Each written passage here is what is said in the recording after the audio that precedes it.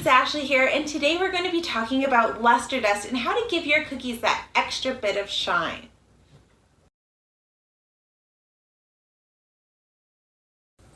So the first method of shine that I used when I first started cookie decorating was edible art paint. So it comes in these pretty little canisters. Again, I will give you a close-up, or you can check out my blog. It'll have close-ups and pros and cons about all of them.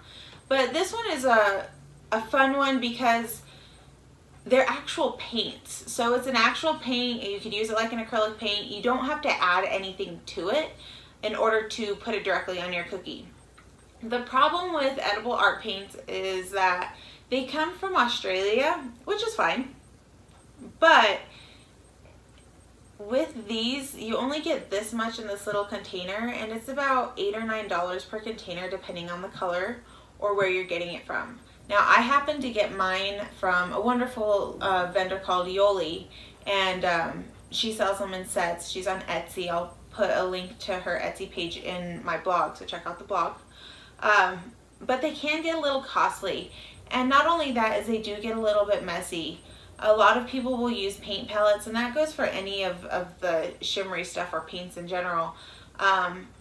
You have to shake them up, and then I first started using them with an actual painting palette, and then I learned that you don't have to do that, and that's just another thing that you have to clean, which I'm completely team no clean. I clean things, but just I don't like to clean unnecessarily. But you could actually pour this out onto a paint palette and paint on it, or you could just dip your brush directly in the bottle. It's much less messier. Another thing that you could use is this little luster dust. Now, these ones are, I think they're Wilton or whatever it is that you get at the craft store. I started out with these before I even knew what luster dust was, and they've helped in a pinch if I run out of luster dust for something. But in all reality, they're not very pigmented. They don't give you that really true, vibrant, rich color that you want to see in things that have gold embellishments. And so again, use them in a pinch. I have a few of them. I have all different colors, but they're not my favorite go-to one. I will also just give you a heads up, at Michael's, Hobby Lobby, wherever it is that you go get your stuff, even Walmart has them, make sure that you're really looking at the label when you're purchasing these, because some of them are luster dust and some of them are color dust. This is a color dust. This is a luster dust. It'll actually say on the little package if it's a color or a luster dust. So if you're planning to make this all nice and pretty and shimmery, no, that's not going to work. I learned that one the hard way. It doesn't work. So look out for the luster dust or pearl dust, shine dust, whatever it's called. Different people have it called different things. So this one is actually my favorite one. It's the Sugar Art, and this one happens to be in the Sterling Pearl Wedding Gold. What I really like about these the Sugar Art ones is they come in so many colors and they're so versatile. So these are all the ones that I have. Like you can see, I have a ton of them. They're wonderful. They're lovely. I love them. And well, I have them here. I'm actually going to pull out another brand because I have it. But the owners of the Sugar Art are absolutely wonderful. They know so much about their products, and they're 100% edible. So just because it says that it's non-toxic does not mean necessarily that you should eat it. Somebody equated it to a marker. One of those Crayola markers that you give to kids. They're non-toxic, but you still shouldn't eat it. So that's what's amazing about these Sugar Art ones is if you actually look, and make sure to look because they have some that are non-toxic and some that are edible. If they're edible, they should have a kosher sign here. They should have a little, I forgot what this number is called, but they'll have a little number on it, and I'll do a close-up of those in a second. And they'll have a lot number and an expiration date. These actually also come in the small containers, so containers like this. They come in a variety of colors. You could use them for painting. You could use them for mixing colors, mixing frosting, which a lot of people don't realize, as well as you can use them just for those gold embellishments like I do. Now I have a few other ones that I have used for painting, and if you check out my Instagram page, you will see some of those. That's not my preferred method of cookie decorating, but it's still a fun media, and I know a lot of people do that. There's a few other really awesome brands. Another one that I've actually never used, but I know a lot about, is the TNP Gold. I've heard it's amazing. I've heard it's fabulous. Never have used it myself. Wouldn't mind trying it, but since I have this giant thing right here, I'll probably use this first before I do that. Another one is Confectionery Arts International. I'm sorry, I had a hard time saying that. But they make really pretty jewel dusts. I really like them. And then there's one more brand. I know I have it someplace. It's called Crystal. Where is it? Ha! Right here, I found it. So it's called Crystal Colors. Now these ones are also really good. I have used them several times. I have a few of them. And then I know that a couple of the other cookie friends of mine, they also have these. They have really beautiful colors, and their gold is absolutely fabulous as well if you're looking for good metallic colors. But so definitely check them out. I don't know if they have an actual website, but I know that they are also, their colors are meant for like food coloring and stuff like that. So they're completely 100% edible and food safe. So those are the different types of metallics that you can use. Now you're probably wondering, well, how do I get this on the cookie? Well, you do it with a paintbrush. I don't mean to sound a little odd when I say that sound a little creepy, but you paint them on. So think about that in your pricing, or if you're going to start charging for cookies and whatnot, or if you're going to even buy some of these things. Every part of cookie decorating costs money. And the money is not so much for the item, but also for your time that you take to paint on these. If you look at my Instagram, there are a lot of painted cookies on there that have the pretty gold embellishments, and they're absolutely wonderful. I love doing them, but they do mean that you have to pipe everything on there. You have to wait for it all to dry, and then you have to like go in and paint over all the little details that you want in the gold or the silver or whatever color embellishments that you're looking at. So do take into consideration it is time consuming. It can be costly for cost of materials and such, but it does add an extra element to your cookies. It is beautiful. I highly recommend anybody dabbling in it, and you could always start with these things and then work up. So how do you actually put it on the cookie? That is done using this stuff right here. So I actually have Everclear here, and you're thinking, oh my god, why do you have alcohol and cookies, and you're going to get my kid drunk from eating your cookies? No, you're not going to get your kid drunk. So Everclear, let me go back. When you make royal icing, to thin it out, you use water. So if you've ever accidentally gotten water on your royal icing as it's hardening on your cookie, you've noticed that there's some divots. It'll crater your cookie. It'll disintegrate the top of your cookie or the frosting of your cookie and leave a not so pretty patch. Now that's going to happen if you use water with your luster dusts. If you use Everclear, the alcohol content in Everclear is so high. Let's see if I can find it. It's 95% alcohol. I personally don't drink this. I don't recommend anybody drinking this. You should not be putting that percentage of alcohol in your body. But people do, and cookie lovers love it because since it has such a high alcohol content, it's actually going to evaporate quicker. And you're not going to have that issue where you're cratering your cookies. A lot of people will use it with luster dust or color dust to add that watercolor. Ooh, can you hear my kitchen alarm? Potatoes are done. It's okay, we'll grab those later. But if you turn around and use this, it's not going to crater your cookies. If you turn around and want to do watercolors, you can do it with this stuff. It's absolutely wonderful. Leaves a beautiful marble color. Not marble color, like watercolor look on your cookies, or you can use it for painting. So this is what you want to use. Now technically you could use any vodka. I don't recommend using flavored vodka if you don't want some residual flavor on there, and it's actually going to evaporate so fast that you're not even going to taste it on your cookies. So this is what people use. Some people will use lemon extract. This is just easier. If you are going to be using this, a few things to know. Don't try to take this on an airplane.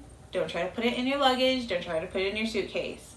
They will confiscate it because it's 95% alcohol. It is extremely flammable, and I don't know, they could like arrest you or something, maybe. I don't know. Anyway, so those are the basics about that. I am going to be decorating or painting some star cookies for a Hamilton bar mitzvah, whatever the girl version of that is. I apologize, I don't mean to seem rude, I just don't know what it is. But I am doing a Hamilton themed set, and so I'm actually going to be painting all of these little gold stars using this. Now I have a boo-boo. That means I get to practice on my boo-boo and show you the differences between those. So we'll go ahead and get started and do that. Okay, so the first type of paint that I am going to show you is actually this edible art paint. You can see it here. This is the brand. It is out of Australia. It is 100% edible, which is nice. It comes in this wonderful little tubey.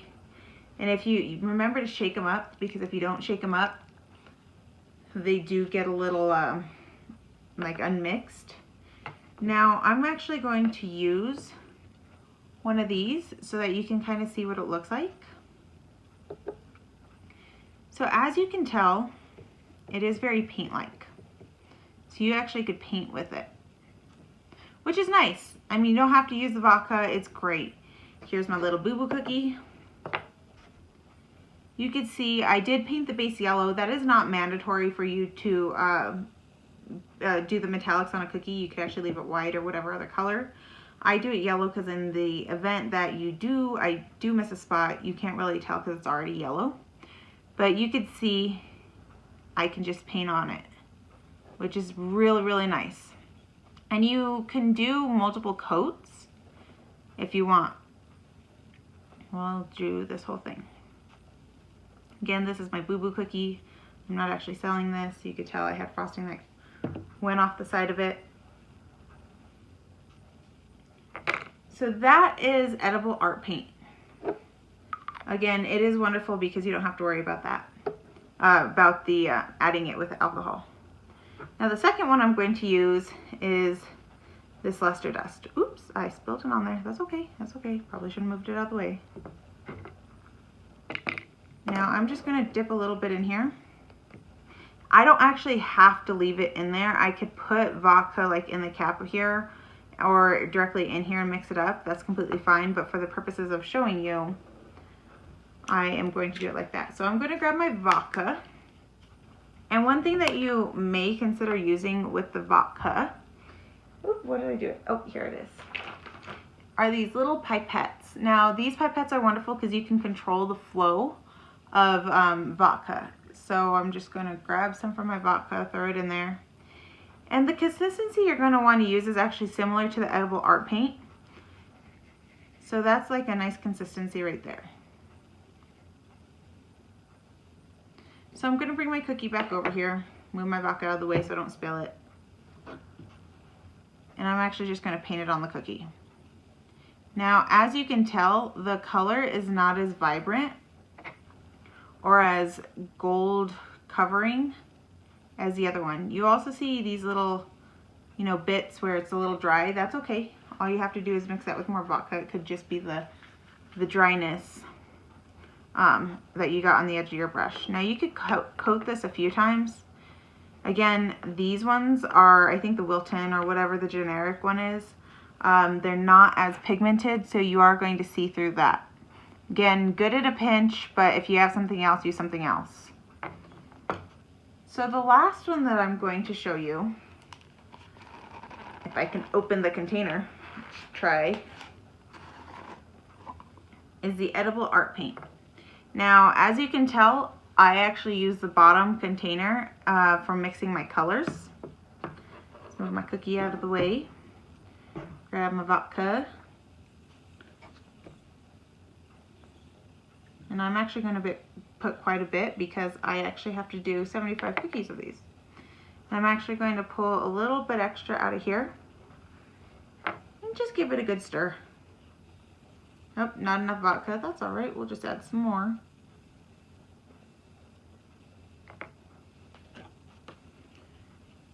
And you don't want it too thin or else you're not going to get adequate coverage. So think about it being very similar again to that edible art paint. And you can mix as much or less as you want. If you're done with it, the alcohol will evaporate, so you do not have to clean anything. We'll try that consistency and see how that works. So here's my cookie again. Oh, that's beautiful. Look at that. Look at that.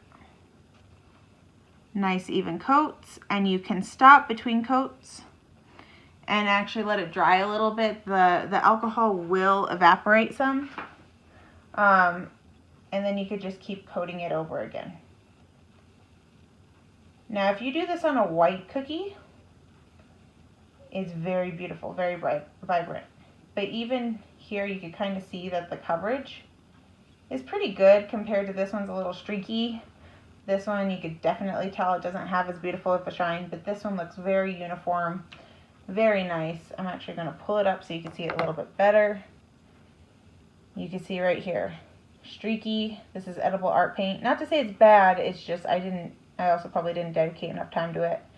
This one looks just powdery, and you actually could probably pull some of the color off if I touch it. And it's dry, so both of these are dry. This one's a little wet, but this one's dry. And then this one right here is that sugar art. And look how beautiful that color is, how smooth that color looks. So that's basically how you use luster dusts or metallic media to give some shimmer to your cookie. There's pros and cons to using each brand, and I think that you really have to play with them and find the one that works best for you. I, again, prefer this sugar art one. It is my favorite, and I do love that it comes in this giant canister. Look at all that. The one tip that I will give you is don't leave your vodka uncovered like I did this when you are frosting your cookies or when you're using it, because you will eventually knock it over. You will spill it, and the same goes for any container that you have. You'll spill this, you'll knock it over. You'll spill this, you'll knock it over. So just remember to put the lids on as you work. So that's it. That's all it takes to put that really pretty metallic element to your cookies.